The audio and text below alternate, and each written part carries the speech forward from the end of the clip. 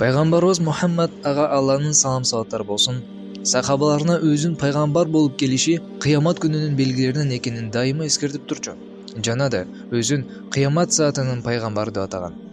Анас ибн Малик, Аллах андан ыраазы болсун, пайгамбарыбыздын ага Алланын салам салаттары болсун, мен кыямат күнү менен бирге жөнөтүлгөнмүн.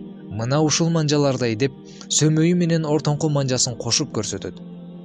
Эки манжасын көрсөтүп, бул эки манжасын көрсөткөндүгүнүн себеби эки манжа бири-бирине кандай жакын болгон болсо, мен менен кыямат күнү да ошондой жакын дегенди түшүндүргөн.